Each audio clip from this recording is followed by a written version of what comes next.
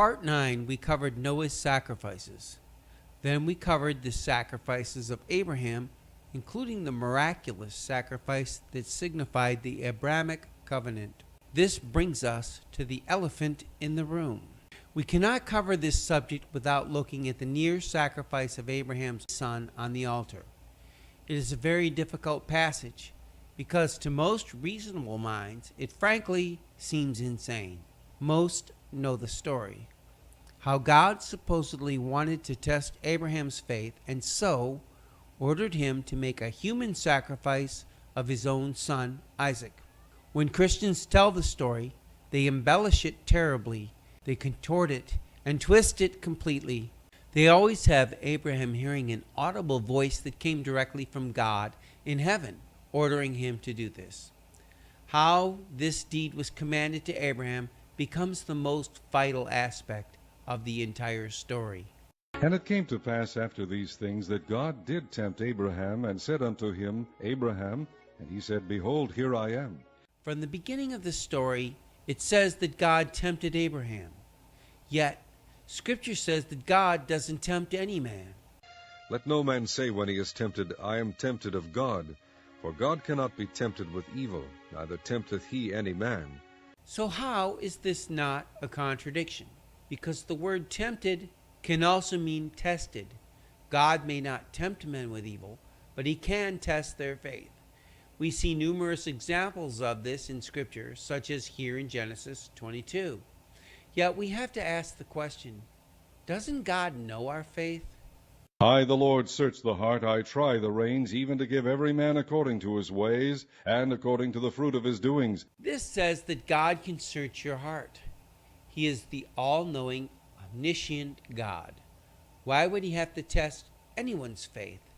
Tests of faith from God are not so that he can see how great is your faith. They are for you. The best way to increase someone's power or ability is to exercise them, to tax them, to put them to the test. Every master of every martial arts known to man uses this technique to improve a student's mastery of the skills. Yet, this seems a bit extreme and is completely out of character. God is ordering Abraham to murder his son.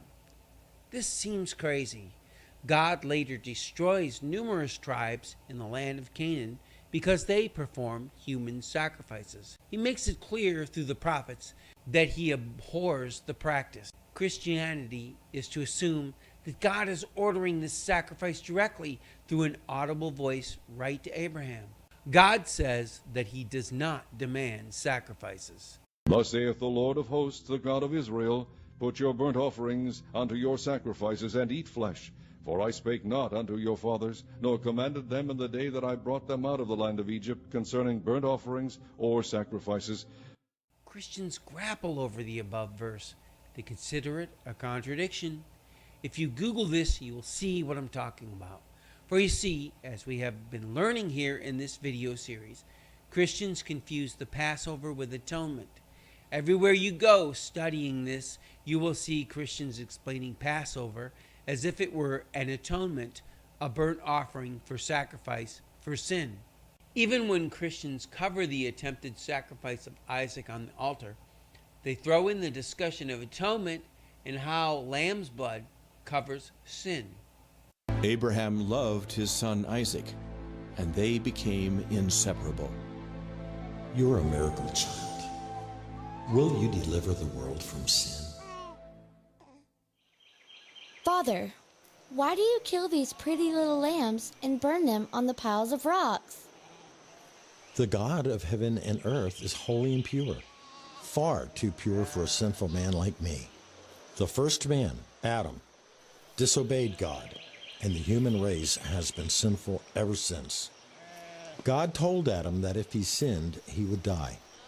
But after Adam sinned, God killed animals and used their skins to cover Adam and Eve's shame. When I kill a lamb and offer it to God, it is a statement that I recognize my sinfulness and offer the innocent lamb to die in my place. As you can see, Christians add much to the tale. We know that clothing is used for protection from the elements. It includes an illogical statement that God couldn't just make them clothing. He had to kill animals to do it. It includes a completely unproved statement that Adam is somehow responsible for all the sins of all of his children, a concept that God denounces in Ezekiel 18. And finally, they state that Abraham was killing lambs so that they could die in his place, something that is not found anywhere in Scripture. Each man dies for his own sins, according to Ezekiel 18. The soul that sinneth, it shall die. The son shall not bear the iniquity of the father, neither shall the father bear the iniquity of the son. The righteousness of the righteous shall be upon him, and the wickedness of the wicked shall be upon him. No animal or human can die in your place. That terminology is not found anywhere in the Bible. Yet Christians persist with this nonsense. As the centuries go by, it gets worse and worse.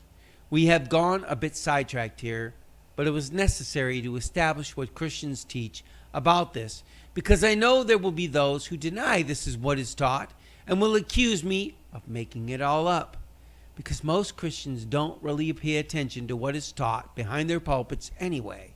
Frankly, they don't have a clue. There is no contradiction in Jeremiah 7:22 when it says that God did not order burnt offerings on the day he brought Israel out of Egypt. The only contradiction is created by the Christian, for the Christian presents the slaying of the Passover lamb as a burnt offering for sin when it is not. The atonement and the sin offering didn't come until later. No wonder they think Jeremiah is contradicting Scripture. No, he's contradicting their doctrine. So let's move on. Scripture says in Genesis 22:1 that God commanded Abraham to slay his only son on an altar. Yet we have to ask the question, how did God communicate this command to Abraham? We know that the Jews and the Christians alike regard Abraham as a prophet in his own right, so they have no problem believing that Abraham was hearing from God directly. However, we know this is not the case because it says God appeared to him. And the Lord appeared unto Abram, and said, Unto thy seed will I give this land. And there builded he an altar unto the Lord, who appeared unto him. Compare this to what the Apostle John said. No man hath seen God at any time. The only begotten Son, which is in the bosom of the Father, he hath declared him. No man hath seen God at any time. If we love one another, God dwelleth in us, and his love is perfected in us. So why would the Scripture say the Lord appeared to Abraham? Is it a lie? Is it a contradiction? No, for you see, whenever someone is visited by an angel in the Old Testament, it says they saw God or that God appeared to them because the angel represents God directly. The angel is God's proxy. Certainly, Abraham was a prophet, though, and could get a divine direction from God directly. Yet any prophecy of this magnitude, which involved life and death, would most definitely require corroboration. The witness of two is true. Any prophet receiving such a word to kill someone would most likely turn to another prophet for confirmation. And the spirits of the prophets are subject to the prophets. You might ask, who were the prophets in Abraham's day? In this case, Abraham would rely on an angel. What angel did he rely on? We don't need to look very far for the answer to that. We can skip ahead in chapter 22 and see. And the angel of the Lord called unto him out of heaven, and said, Abraham, Abraham. And he said, Here am I. And he said, Lay not thine hand upon the lad, neither do thou anything unto him. For now I know that thou fearest God, seeing thou hast not withheld thy son, thine only son, from me.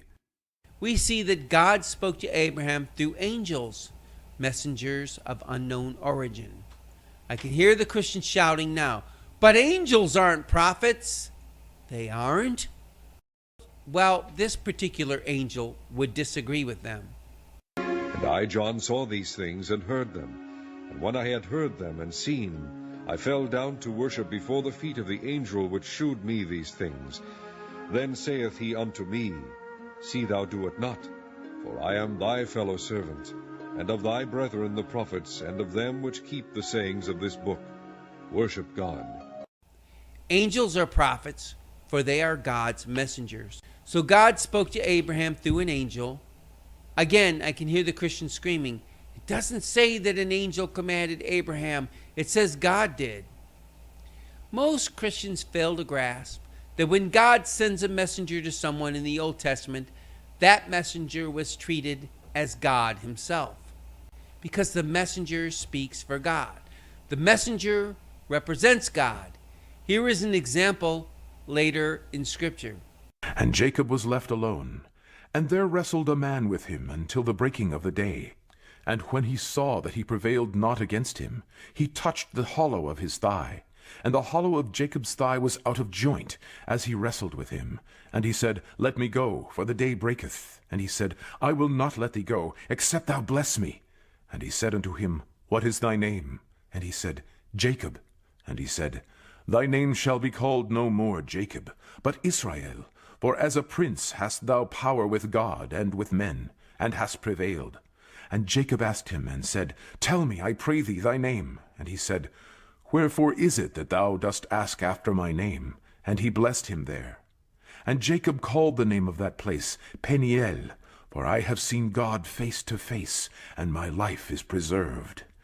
Atheists often offer the above verses as proof of a contradiction in the Bible, because elsewhere it says, No man has seen God at any time, and it says in Exodus that no one could see the face of God and yet live.